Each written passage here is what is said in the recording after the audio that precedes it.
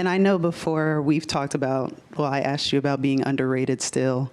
And with the All-Star selection going out and just knowing that you were voted second amongst guards in the East by fans, but then still not chosen for the team, what was your reaction to not being chosen at all? I got a lot of love for the fans. I got a lot of love for my fans out there. I ain't got much to say about it right now. That's probably because he let his game do the talking for him. On a night where Trae Young was left off the NBA All-Star team, he responded in a big way, finishing with 32 points and 15 assists. This is nothing new for Trae Young, as he's been a walking double-double since he entered the league, and with this performance he's now tied for 5th in NBA history in games with 30-plus points and 10-plus assists. So how did he do it? Well, it all started in the first quarter when Jusuf Nurkic picked up Trae Young in transition on a cross switch. Anyone with a brain knows what time it is when that happens. It's the step back three. This was clearly one of those games for Trae, as the next play down he pulls up from the hash mark and drains another three. And while Trae is still a clear negative on defense, he's steadily improved since he entered the league, and he pokes the ball from Devin Booker from behind here, and it's coast to coast for another easy two. The Hawks were clearly trying to hunt Nurkic and pick and roll, so on this play, the Suns double Trae Young, so he finds the rolling Jalen Johnson to the basket on a beautiful pass. Now, the Hawks like to keep Trae Young and Jalen Johnson on the court at the same time as much as possible because of this exact reason. Jalen's synergy with Trae in the pick and roll, as well as his ability to roll to the basket or hit threes, makes it tough for teams to contain the Hawks when they run ball screens. The numbers support this too. The Trae Young Jalen Johnson pick and roll generates an average of 2.6 assists per game, which is the same as the LeBron James Anthony Davis pick and roll that has been wrecking the league for 5 years now.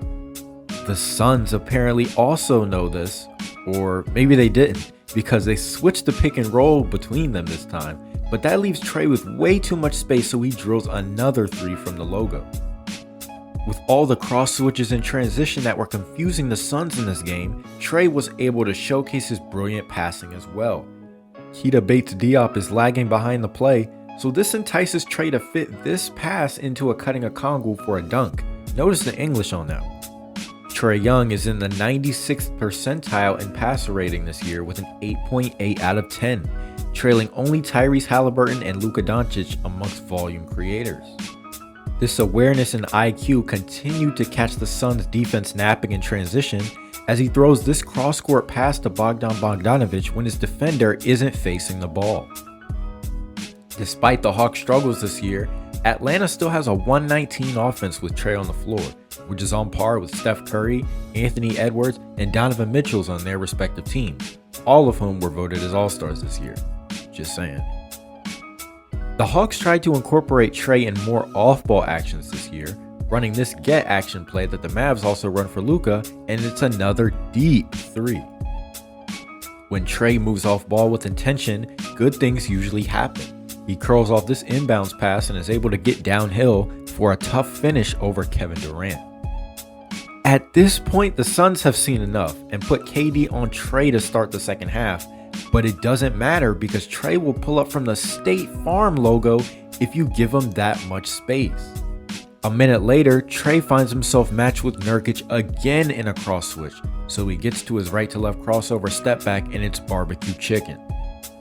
I was genuinely surprised how easily Phoenix conceded a switch on these possessions, but if they're going to double Trae at midcourt afterwards, then you simply make the right read and let his teammates win the 4-on-3 advantage.